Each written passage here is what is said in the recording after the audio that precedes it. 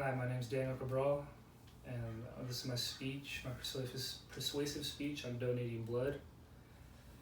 My specific purpose is to persuade the audience to donate blood regularly if their blood is safe to be transferred to another human being. One day while Jim was enjoying one of his favorite hobbies, flying his airplane, the airplane crashed and Jim suffered broken bones and serious burns over most of his body. He was rushed to the hospital and lives today only because of you. People like you made a conscious decision to donate blood, and it's their blood that has given Jim life. It is highly probable that you or someone you know will need a blood transfusion.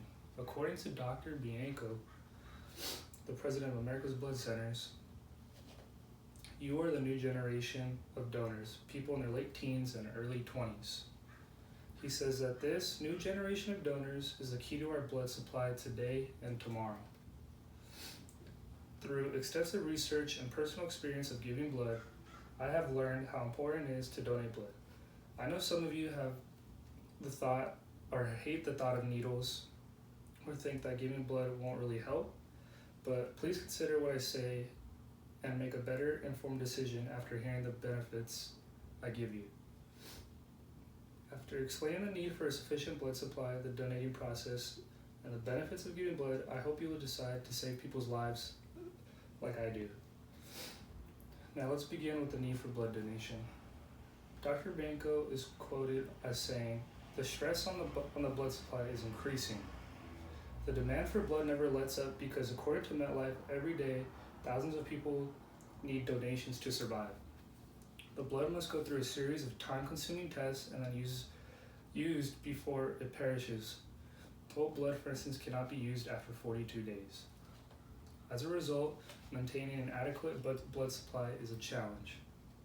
Do not donate blood if you are unsure about the safety of your blood, meaning not sure about what infectious agents such as HIV and hepatitis are in your blood. It is smarter not to give blood at all than it is to pass on contaminated blood to another individual.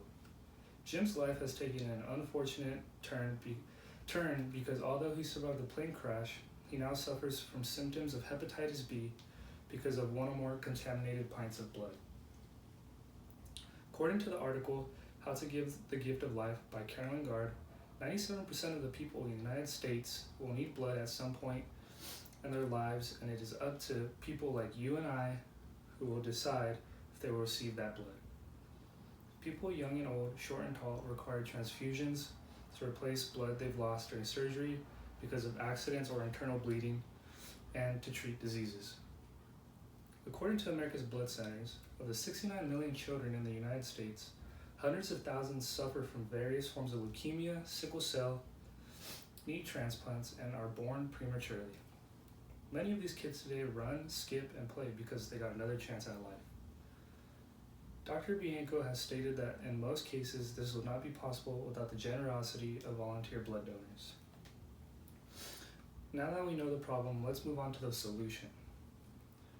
I want you to want to donate blood and to understand the process of giving blood.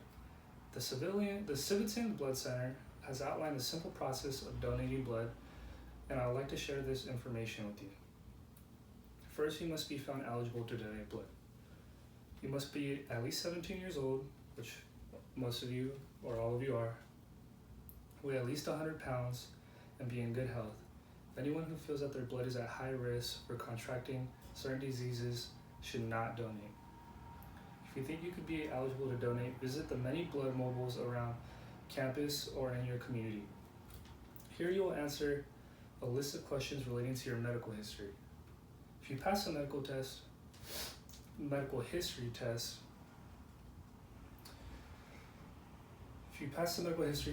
and if your iron level, blood pressure, temperature, and pulse are at appropriate levels, you may donate blood. A blood technician will clean your skin around the veins in your arm and then insert a needle to extract the blood. The actual extraction of the much needed blood only takes between 7 and 10 minutes. And then you may go home knowing that you just saved up to 3 lives. Theoretically, there is no reason why hospitals should not have enough safe blood for their patients. I read from the Children's Hospital website that if just 10% of all possible donors give blood once a year, we will never have a blood shortage problem. Also, patients can eliminate their apprehensions about receiving blood if only clean blood donors are donating. There are some numerous benefits of giving blood. Soon after giving blood, you will receive a postcard with your cholesterol level on it, along with the phrase, "Congratulations, you have just saved up to 3 lives." Also, you get to enjoy your favorite cookies, crackers, and beverages while you donate. Many places on campus also give you a free t-shirt for donating. Life South blood centers will cover all non-insured blood processing fees for the donor and sometimes their family for a 12-month period after the donation. Some of you still may have many questions about giving blood.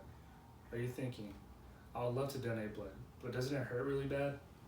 Are you thinking, gosh, I'm sure I have my blood for a reason. I'm not so sure I want to just give it away to a stranger when I need it to survive. You cannot hurt yourself by giving blood. According to a 1998 article on the Weekly Reader, your body replaces the lost fluid within 24 hours and replaces it, and it replaces the red blood cells in 6 weeks. Or maybe you're thinking, I don't want to catch any diseases from contaminated needles while donating. According to America's Blood Centers, when giving blood, trained medical technicians only use new, sterile, disposable materials. Using sterile materials prevent donors from contracting diseases. Now that you've heard both the problem and solution, visualize this.